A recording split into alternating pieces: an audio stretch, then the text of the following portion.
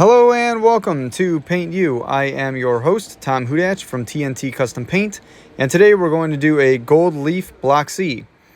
Now I am cutting this out on my Cricut just to make sure all the lines are nice and clean, but I am going to go over all of this in another video, so make sure you hit the notification bell so you don't miss that episode.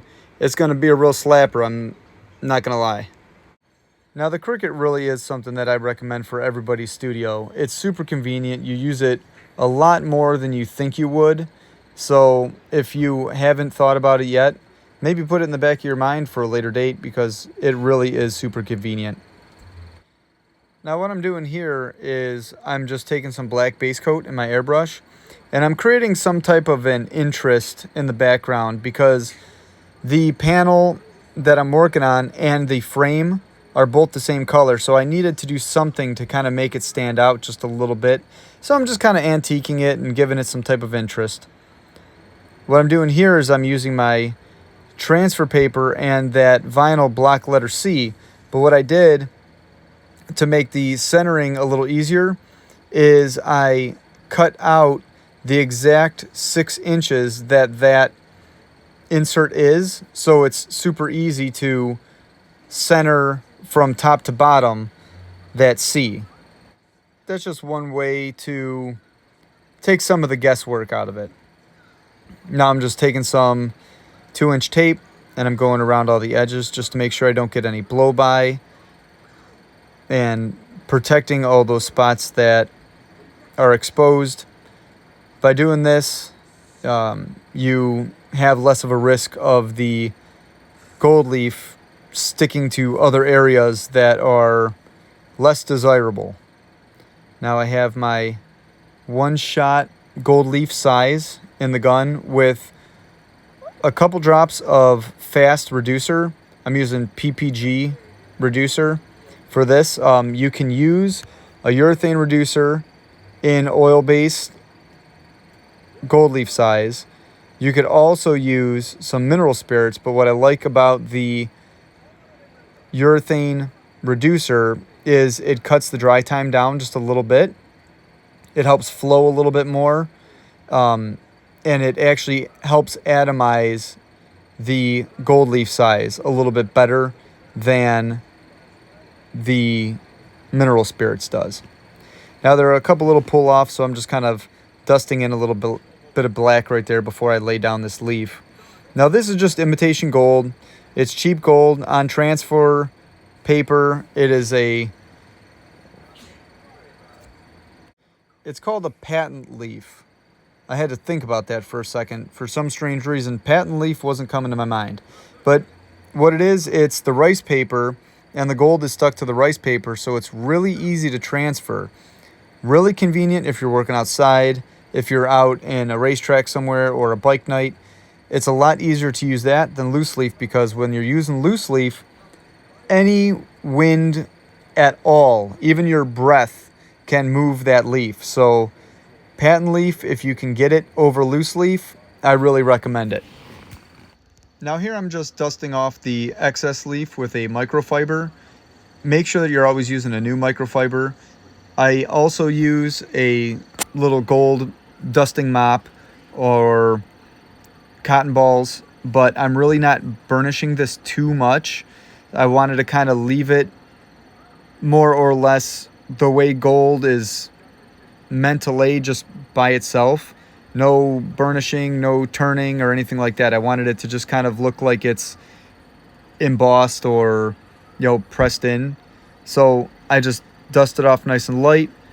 Again, make sure it is a brand new microfiber, because with gold leaf, even something like an imitation gold, which is a thicker alloy than real gold, you can still scratch that surface if there's any type of garbage on that microfiber. So keep a pack of like 10 of them laying around, always in the bag, and put it back when you're done, zip it up, and wait for your next gold leaf job.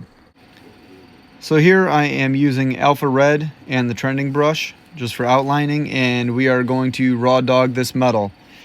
The metal does not want to accept the paint as much as it would if you would have put some type of adhesion promoter over the metal first before outlining, or intercoat clear and regular hard clear, urethane clear. But this just being an example panel with the Cleveland Indians black letter C, I just figured let's just go whole hog and see what happens. So when you are outlining over metal, the paint wants to kind of slide off the metal. It doesn't want to stick to it. So when I talk about adhesion promoter, I really recommend putting over raw leaf before you put any other paint over it, whether it be a candy or a clear, because that paint, again, really does not want to stick to raw metal. And it makes sense if you think about it too, because you're always putting primer down on bare metal. You're always putting some type of an epoxy down on bare metal. You're never just painting on bare metal. And if you are, you're putting an adhesion promoter down if you're doing like a grind metal panel or something like that. So the same rules apply for gold leaf, silver leaf, variegated. Always put an adhesion promoter down before you put your next coat of paint on, so the metal leaf has some type of adhesion for the top coat to stick to. So we're still rolling along with this thing. I have a little bit more paint on the brush than I normally do, because again, going back to the paint not wanting to stick to the metal, you almost have to flood coat it just a little bit. So I have a little bit more paint on there than I normally would, and it's working out. It's covering really nice. I don't really have to go over it too many extra times. But if you are working on this metal raw and you don't want to put any type of adhesion promoter down or anything, just like I didn't, one thing that you can do is you can let it dry or tack up and then add a second coat to a couple spots for touch up if you do get some type of splitting going on in that paint. All right, loading the brush one more time, dragging one nice big long daddy. There we go. Fix that. And now we're on to the drop shadow. So with the drop shadow, what I'm doing first is I'm getting all of my angles right, and I even screwed up a little bit, so I fixed it in the end later. But I was trying to get everything as close to a 45 as I could by eye, because this is all wet on wet on wet on wet. So I'm just eyeballing everything, standing back off of it, going back on it, and kind of correcting where I'm going. And it's all just an on-the-fly drop shadow right here. Moving on, moving on. And really just, I'm using the brush and kind of sketching with it a little bit. So, you know, I'm making my lines really thin and checking it out and making it a little bigger where, you know, I need to move the line to. And I'm just kind of sketching it out, I guess you could say. Now I'm connecting all the lines. And this is just alpha blue. I didn't mix anything up. Nothing crazy with it. This is straight out of the bottle. Really nice blue too. Covers really well. Man, look at that money shot on that trending right there. Ooh, woo! So I have to mention that this is alpha blue right out of the bottle. I did not mix it. I did not do anything crazy with it. It's a super nice blue. It flows really well, covers real easy. And from this angle, you can see kind of the 3D line drawing that I am working on. I remember down here, this was off by just a little bit, so I corrected that. And if you do have the ability to flip your piece around, make sure you do that, because going up and down strokes or comfortable strokes will give your job a cleaner look than if you're pushing a brush sideways or you're not good at dragging it up or pushing it up. So if you have the ability to move that panel around, make sure you do that, because it will really make your work a lot better. Flipping it back now, you could really start to see what that shadow looks like. And this is a, like I said, Cleveland Indians black letter C, so we have the blue and red going on. And it's a super nice color combination with the gold. I really dig this color. I'm going to go ahead and pull this line straight down. And see how I have my hand locked? And I'm just using my fingers to kind of, and my wrist to just kind of move that brush. I'm trying to keep it in a more of a fixed position so I don't get any type of line deviation or any type of wiggle in that line. I want to keep it nice and straight. So you can see how I'm pulling my wrist back and I'm kind of bringing my fingers up a little bit as I go. Because the closer you get to the base of your hand, if you don't pull the belly of that brush up towards the tip, then you're going to flood stroke the end of your line and it's going to get fatter at the bottom.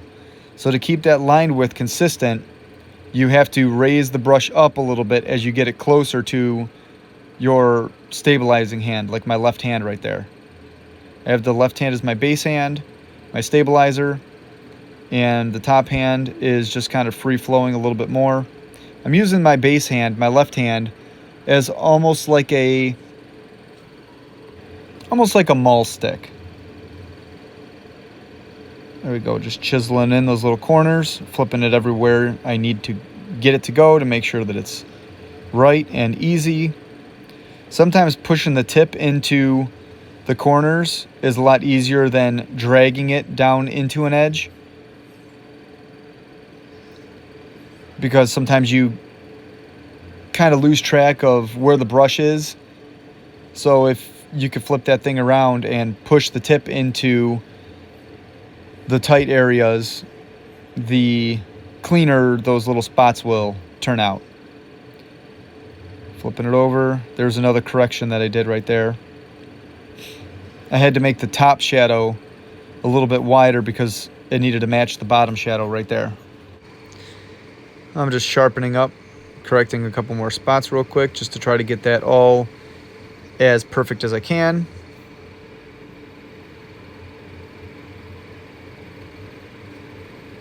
There we go. The bottom was still just a little crooked. Very nice. Look at that.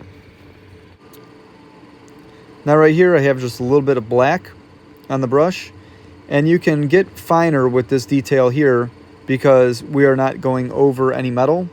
We're going over wood and more paint, so it will have a little bit more drag, kind of getting back to what we're used to and not having it slide as much as it does when you're on the raw gold.